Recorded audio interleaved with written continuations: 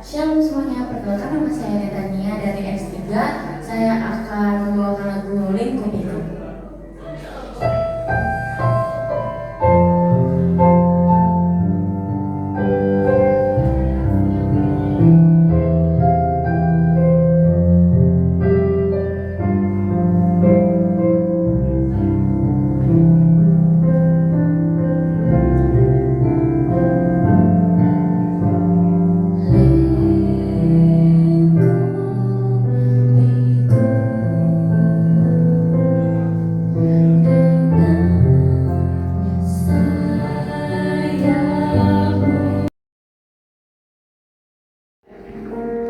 Salam semuanya, perkenalkan nama saya Giovanni dari PPR di SMK 12 Batang.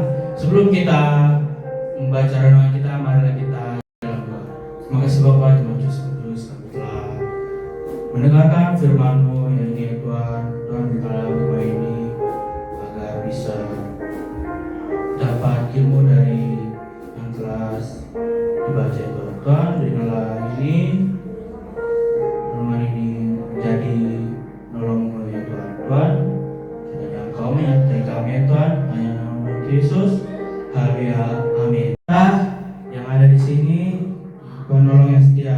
Kita buka dalam kitab kita dalam Mazmur 42 1 sampai 2 ya. Biar saya bacakan. Untuk pemimpin biduan dari Bani Korah dengan lagu alamatnya nyanyian. Kedua, Allah itu bagi kita tempat perlindungan dan kekuatan, sebagai penolong dalam kesesakan sangat terbukti. Apa sih arti dari penolongan yang setia? Penolongan setia itu seorang atau sesuatu seperti Tuhan yang selalu ada untuk membantu, mendukung, dan tidak pernah meninggalkan, bahkan di saat-saat sulit. Kita perlu bertanya berapa anak Tuhan yang hidup dalam masalah. Sebab tidak ada seorang pun di dunia ini yang hidup tanpa masalah. Justru masalah itu adalah salah satu tanda bahwa seorang manusia masih menjalani kehidupan dengan baik. Bayangkan bagaimana orang hidup tidak pernah memiliki masalah. Orang tersebut seperti orang gila yang berjalan-jalan sepanjang jalan dengan pakaian compang-camping. Orang itu tenang karena mereka tidak masalah dengan dandan mereka seperti itu. Dalam Mazmur 42, mereka merupakan nyanyian pengajaran Bani Korah. Mereka merasakan adanya kondisi yang sangat mengenaskan. Hal tersebut nampak dari ayat 4. Air mataku menjadi makananku siang dan malam, karena sepanjang hari orang berkata kepadaku, di sana lampu. Rupanya Bani Korah merasakan sungguh-sungguh kondisi yang sangat memerlukan pertolongan. Pertolongan mereka yang harap adalah dari Allah yang hidup. Hal itu nampak dari ayat 2-3. Seperti yang memberikan sungai yang berair, demikianlah Allah jika aku merindukan kau.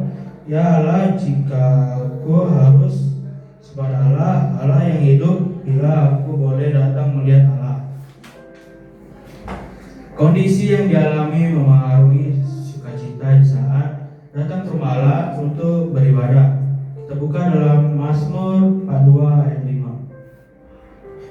Sini disebut, "Rebutlah kemenangan demi kebenaran, beri kemanusiaan dan keadilan. Biarlah tanganmu kananmu mengajarkan kau berbuat yang dahsyat."